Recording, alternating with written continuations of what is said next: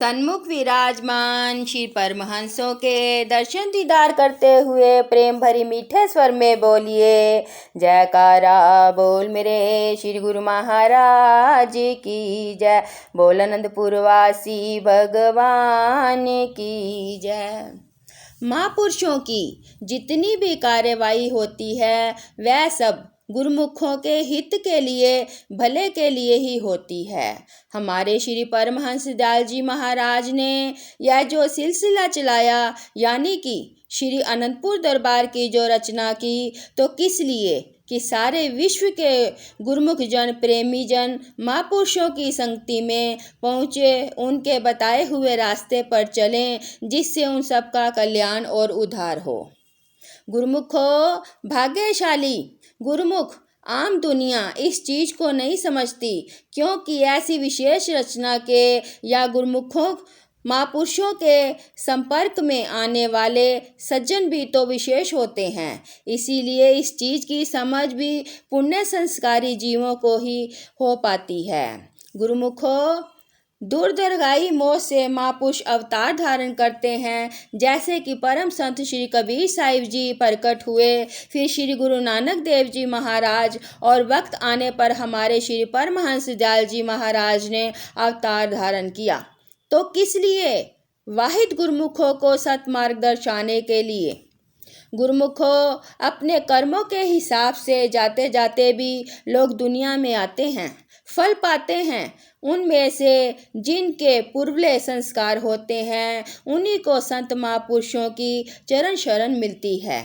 इसीलिए वे भाग्यशाली होते हैं। जैसे अपने अपने वक्त पर महापुरुषों ने अवतार धारण किया, वक्त आने पर हमारे श्री परमहंस दयाल जी महाराज प्रकट हुए, कितने ही जीवों को अपनी चरण शरण बख्शी, तो किस लिए? उनके उद्धार के लिए, उनके कल्याण के लिए। गुरुमुखों, अब आप जानते होंगे कि दुनिया में इंसान किस तरह से अपना जीवन भी बनाता है, कैसे उस जीवन को चलाता है। वह जो कुछ करता है सिर्फ अपने स्वार्थ के लिए या परिवार के लिए ही करता है। ठीक है, वह भी कुदरत की रचना ही है, लेकिन जिन्हें वक्त के महापुरुषों की शरण मिल जाती है, वे ही सच्चे रास्ते पर चलने के लिए महापुरुषों की संगति में पहुंच पाते हैं। आम दुनिया के लिए यहाँ तक पहुँचना तो नामुमकिन होता है। महापुरुषों की संगति में पहुँचना भगवान गुरुमुखों का लक्षण होता है। तो गुरुमुखों, आप सब गुरुमुख भाग्यशाली हैं कि जिन्हें हमारे श्री परमहंस दयाल जी महाराज की चरण शरण मिली है।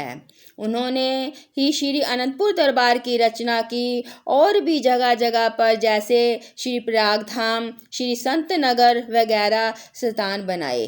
तो यह सब कृपा हमारे श्री परमहंस दयाल जी महाराज की ही है, और यह सारी रचना वाहिद गुरुमुखों के कल्याण के लिए, उद्धार के लिए ही है। गुरुमुखों, हमारे श्री तृतीय पातशाही जी महाराज के ज़माने में श्री अनंतसर की रचना हुई, और श्री पंचम पातशाही जी महाराज के ज़माने में श्री प्रयाग सरोवर की रचना हुई। तो किस लिए? वाहिद गुरुमुखों को सभी तीर्थों के स्थान का फल एक ही जगह देने के लिए महापुरुषों ने गुरुमुखों को सीधा रास्ता दिखा दिया कि इस रास्ते पर चलो तो कहीं और जाने की ज़रूरत ही नहीं होगी।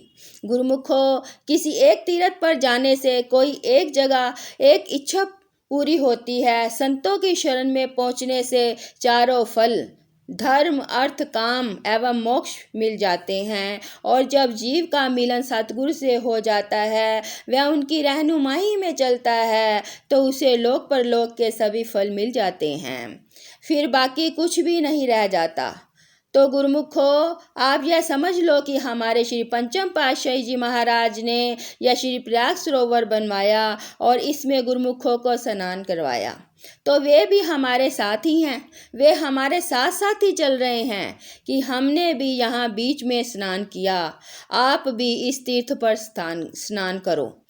तो गुरुमुखों, कहने का मतलब यही है कि महापुरुष संसार में जीवों के हित के लिए अवतार धारण करते हैं, और ऐसी रचना रचाते हैं कि गुरुमुख जन उससे असली फ़ायदा उठाएं।